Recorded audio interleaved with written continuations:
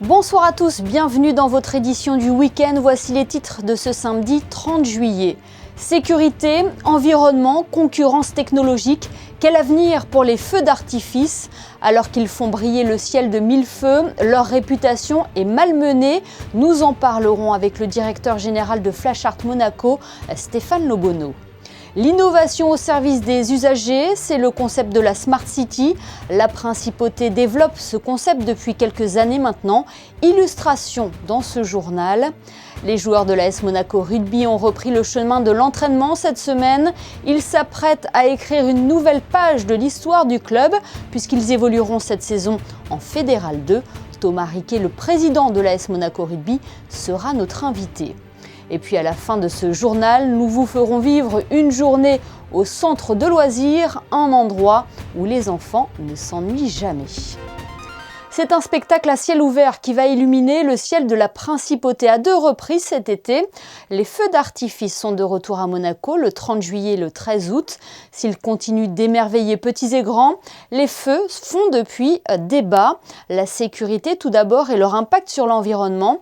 Pour en parler, nous sommes avec le directeur général de Flashart Monaco, entreprise en charge des 2 feux pyromusicaux qui seront tirés en Principauté. Bonsoir Stéphane Lobonneau. Bonsoir Émilie Rousseau. Les feux d'artifice sont un rendez-vous traditionnel l'été, mais beaucoup de questions se posent autour de leur organisation. Tout d'abord, plusieurs accidents ont malheureusement eu lieu en France dernièrement. Comment on assure la sécurité d'un tel spectacle, Stéphane ? Alors à Monaco, on a la chance d'avoir une commission de sécurité très stricte et des règles qui régissent tout l'ensemble du feu, avec des arrêtés depuis 1996. Donc on a des périmètres de sécurité définis sur la Principauté qui vont limiter la taille des bombes et qui vont éviter justement les accidents dont on a pu entendre parler dernièrement. Et cette commission de sécurité vient avaliser le montage du feu. Donc non seulement nous, on a la maîtrise de ce qu'on fait, mais ça va être confirmé et autorisé au niveau du tir ce soir, avant le tir. Donc quand on prépare le tir, à 17h, il y a la commission de sécurité au complet qui revient sur place et qui va valider le montage qu'on a fait. Autre débat qui soulève des interrogations et vous allez pouvoir nous répondre à ce sujet, c'est l'impact des tirs sur l'environnement. Est-ce qu'un feu d'artifice est écolo ? Il est écolo autant que possible, à savoir qu'un feu d'artifice maintenant, tel qu'on le fait nous, il va être régi par des règles européennes au niveau des produits. Donc à tous les niveaux d'un feu d'artifice, la partie sanitaire, écologique a été pensée jusqu'au l'emballage des produits qui aujourd'hui, pour nous, et depuis longtemps, depuis qu'on tire à Monaco, on n'utilise plus de plastique. On utilise, nous, à notre niveau Flashart, le groupe A, on utilise uniquement des produits carton. Et la fumée que vous voyez, qui était à l'époque, certains feux étaient accompagnés de beaucoup de fumée.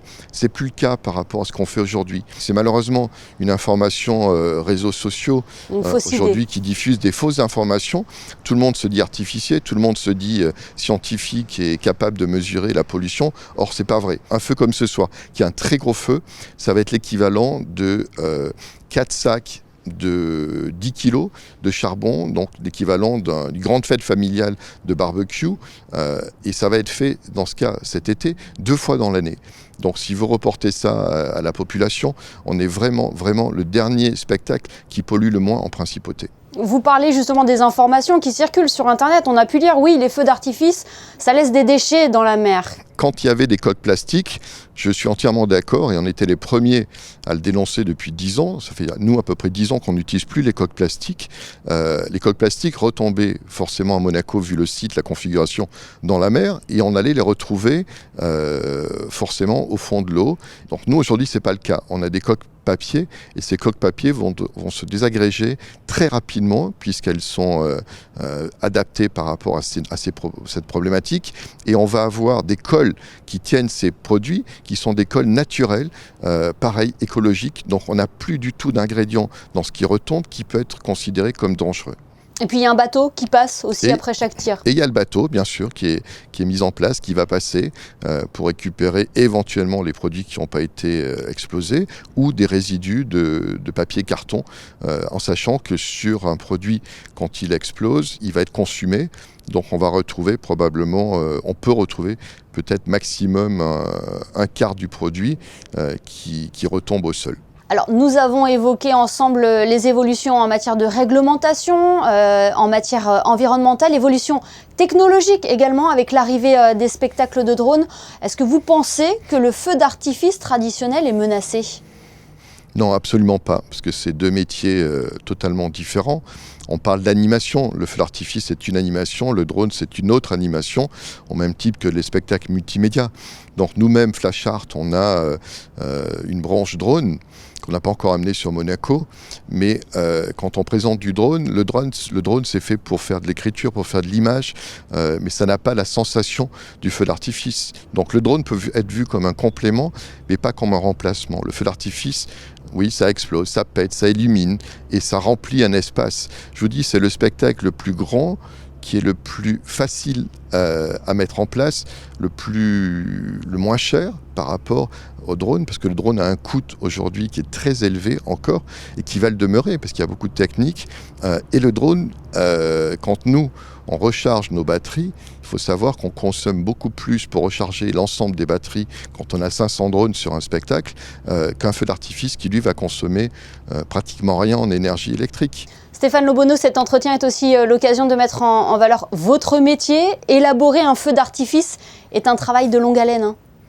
Oui, c'est un grand travail qui se prépare des mois à l'avance.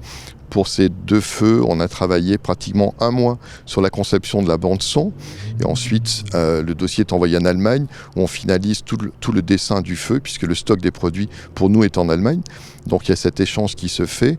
Et ensuite, une fois qu'on est d'accord sur la bande-son, ça va être le dessin complet du feu qui va reprendre une quinzaine de jours.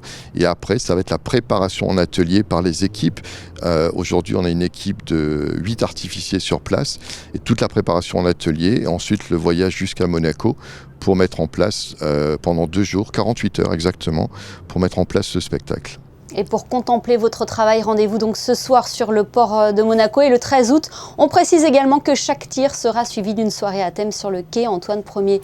Merci beaucoup Stéphane Lobonneau et puis bon spectacle. Merci beaucoup. Je voudrais juste ajouter une précision. Ce sont des feux pyromusicaux, donc c'est la musique qui va donner la cadence, la chorégraphie au feu. Donc il est important de venir voir sur la Dars Nord et la partie piscine, puisque la sonorisation est positionnée à cet endroit précisément pour venir apprécier au maximum le spectacle si c'est possible. C'est noté. Merci Stéphane. Merci Émilie, bonne soirée. À la maison, dans notre voiture ou encore au travail, le numérique est omniprésent dans nos vies, mais aussi dans notre ville. Depuis quelques années, Monaco a multiplié les actions pour devenir une Smart City. Exemple ce soir avec ces bornes 3D interactives. Elles sont pour le moment en phase de test à la direction du tourisme et des congrès à la gare de Monaco. Plus de détails dans ce reportage de Vanessa Dessy réalisé avec Orazio Gaggino et Clélia Renaud. Depuis plusieurs années, les bornes tactiles interactives se sont largement démocratisées. Le projet Smart City permet de livrer des informations afin d'améliorer l'expérience en ville grâce à des outils d'aide à la décision. C'est vraiment une solution qui va s'adresser plutôt aux touristes, à ceux qui découvrent la ville. L'objectif, c'est de leur mettre à disposition dans ces bornes tactiles la maquette 3D, le jumeau numérique de la Principauté, et à l'intérieur de ce jumeau numérique, de mettre tous les centres d'intérêt de la Principauté, ce qui est utile pour la découvrir. Donc il y a 2 manières d'utiliser cet outil. La première, c'est d'aller découvrir des thématiques comme le shopping, comme les musées, comme les parcs et les jardins par exemple. Et puis la deuxième, c'est de faire des parcours. Donc on va choisir des parcours et on va les découvrir sur cette borne tactile, comme par exemple le circuit de Formule 1. Et donc l'avantage de la 3D, ça va être de permettre à tout le monde de mieux comprendre la topographie de la ville et de mieux s'y retrouver. C'est souvent la difficulté pour ceux qui découvrent Monaco d'arriver à se repérer et d'arriver surtout à comprendre quel est le parcours piéton pour aller d'un point A à un point B. Ces bornes contribuent à l'amélioration de l'image de la Principauté en la rendant plus dynamique, moderne et réactive. La communication numérique a un impact positif sur la qualité des services. Elle offre un gain de temps et même si le visiteur sollicite moins l'aide du personnel d'accueil, il reste néanmoins indispensable. Ça apporte un plus. Le numérique ne remplacera jamais le contact humain. Vous voyez, nous avons toujours tous nos hôtes estivaux en place sur la saison, mais effectivement, comme on l'a découvert, ça permet de créer des itinéraires, de les récupérer sur son téléphone, de se rendre compte visuellement de l'endroit où on va aller et de choisir son point d'intérêt et peut-être de pouvoir passer un peu plus de temps à réfléchir et d'ouvrir l'esprit avant, peut-être, d'aller discuter et de définir précisément avec un des hôtes et hôtesses d'accueil ce qu'on souhaite faire en principauté.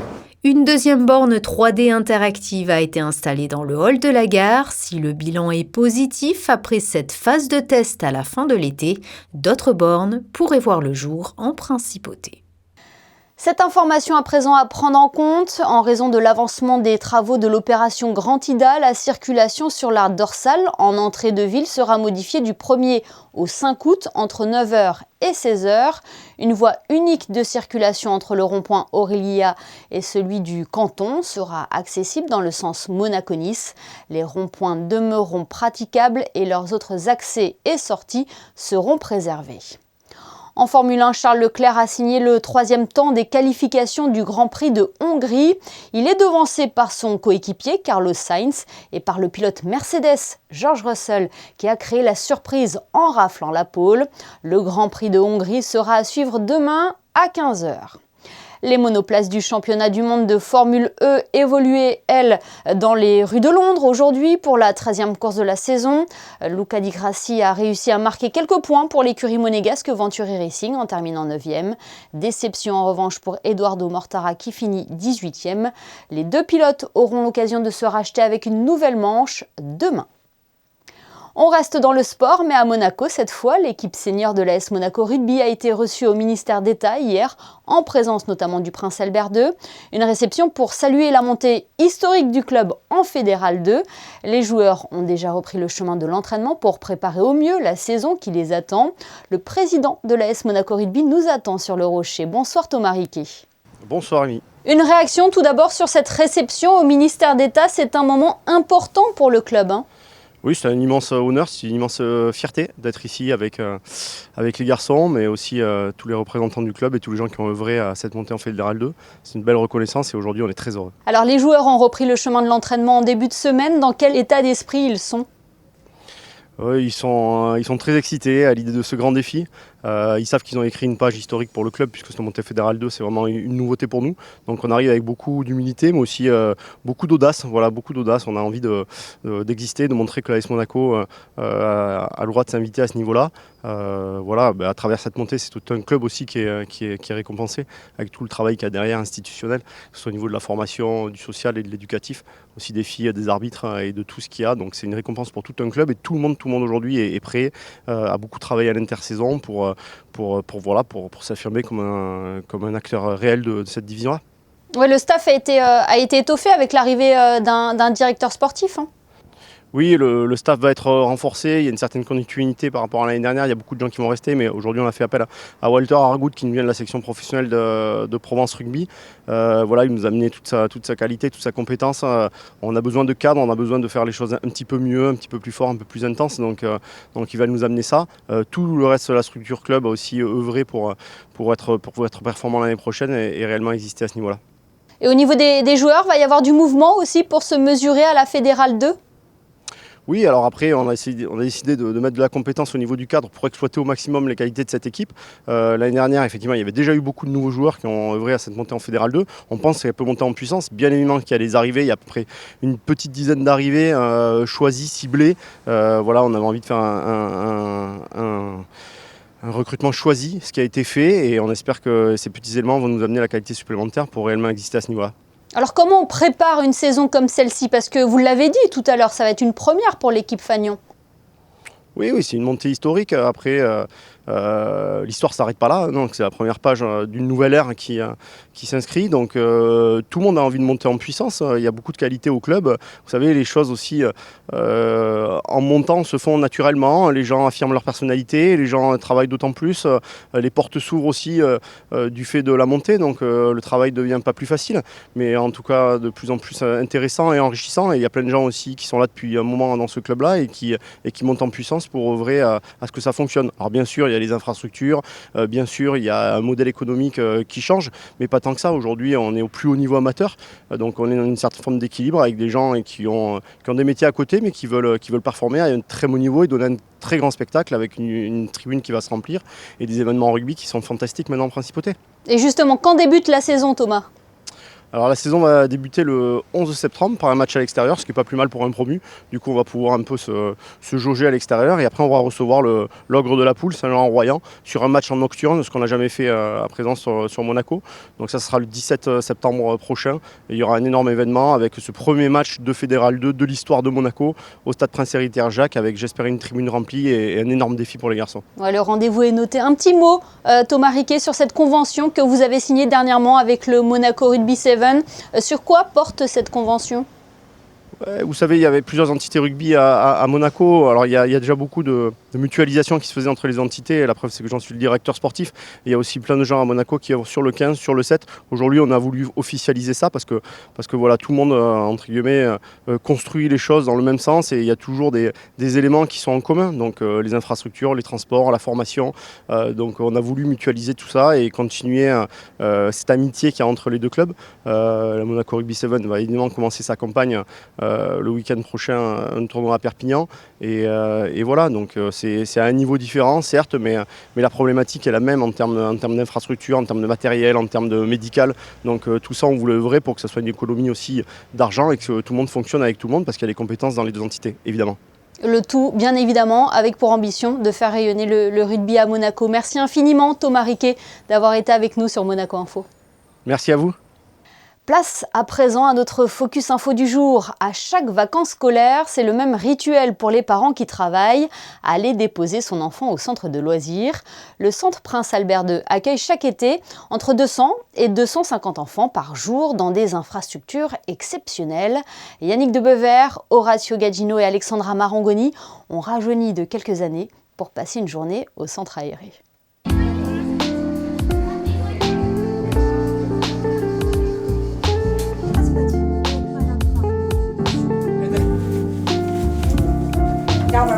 La journée commence tranquillement pour les Ouistiti et les marmottes qui viennent de passer une nuit au centre de loisirs.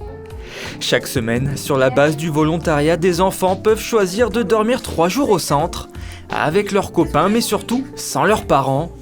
Une manière de les accompagner vers une certaine autonomie. L'objectif du mini-séjour, c'est de les amener à être un peu plus grands. Donc je fais mon lit tout seul, je dois retrouver ma brosse à dents, me laver les dents tout seul. Les animateurs, bien sûr, sont là pour les aider, mais l'objectif, c'est de les faire un petit peu plus grandir. Le soir, c'est eux qui mettent le couvert. Là, aujourd'hui, par exemple, les enfants du mini-séjour vont élaborer leur repas du soir.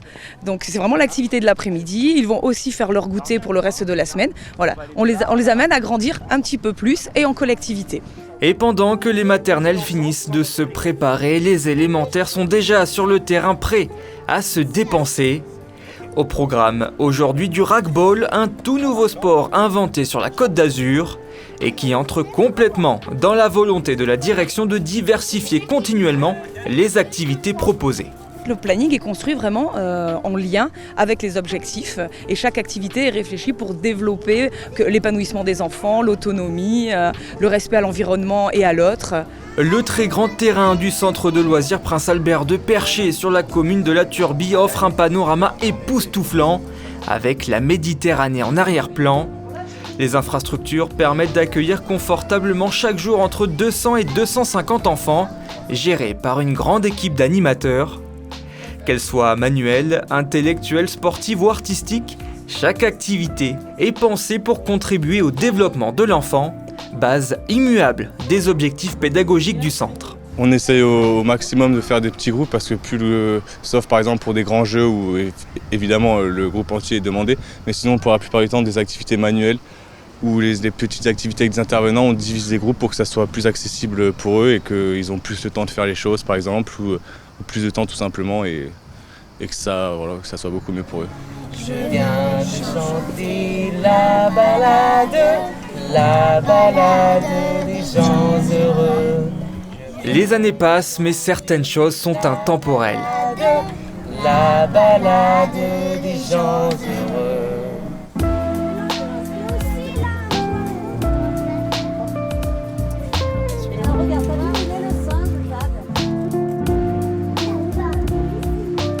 c'est formidable. En plus, on a des espaces extrêmement diversifiés, vous l'avez vu, des espaces terrain de sport, des espaces potagers plus ombragés, des espaces où on peut faire de grands jeux, une pinède à l'abri des grands arbres. Donc non, vraiment, on a beaucoup de chance, plus des bâtiments qui eux aussi sont suffisamment conséquents pour qu'on puisse y vivre aussi les jours de pluie ou de mauvais temps.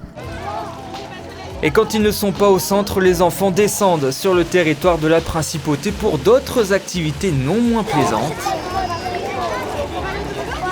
Ce que je préfère faire, c'est faire des chasses au trésor par exemple, ou faire des jeux, des danses.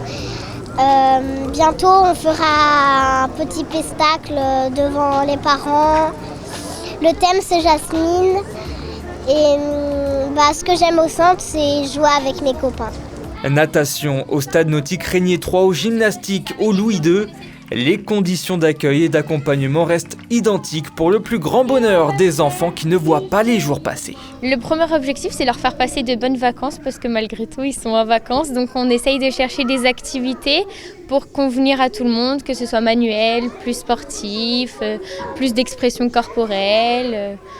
Pour que tout le monde puisse s'amuser pendant la journée. La racine étymologique du mot animé, ça veut dire animos, en latin ça veut dire donner une âme. Pour moi, tout est là. Bien sûr qu'il faut qu'on soit qualitatif, bien sûr qu'il faut qu'on soit chaleureux, humain, accueillant, bienveillant, mais il faut aussi qu'on ait ce petit plus qui fait que vraiment chaque animateur, qu'il soit en potager, en musique, en danse, en expression corporelle, en atelier manuel, donne une âme au groupe.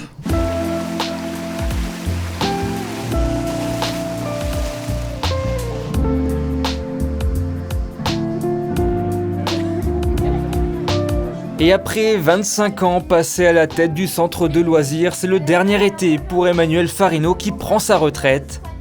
Elle laissera derrière elle une équipe à son image, exigeante et dévouée, qui sera toujours là pour les enfants. On va continuer de toute façon dans ces valeurs qui sont là depuis plusieurs années en fait. Donc il n'y a aucune raison que ça change. Finalement oui, le nom changera, le nom de la directrice va changer, mais au niveau des valeurs qui seront...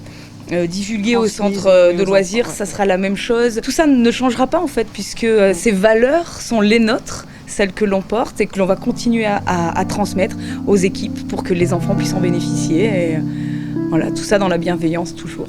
Voilà pour ce grand format consacré au centre de loisirs Prince Albert II. Avant de refermer ce journal, jetons un coup d'œil aux prévisions météo avec vous, Alexandra Pagny. Quel temps fera-t-il demain, Alexandra ? Bonsoir Émilie, bonsoir à tous. Les degrés continuent de monter en cette fin de week-end. Il fera jusqu'à 31 degrés dimanche, quelques nuages dans le ciel, mais le soleil sera encore bien fort. Le soleil se couchera à 20h57 et du côté des plages, l'eau de baignade est à 28 degrés. Un mercure toujours aussi élevé, n'oubliez pas de vous hydrater en cette période de forte chaleur. Ce journal est à présent terminé, merci de nous avoir suivis. On se quitte en images avec notre photographe Michael Alési qui vous propose ce soir une sortie en mer plus que bienvenue avec cette météo. Passez une excellente soirée sur Monaco Info et à demain 20h pour le best-of de la semaine.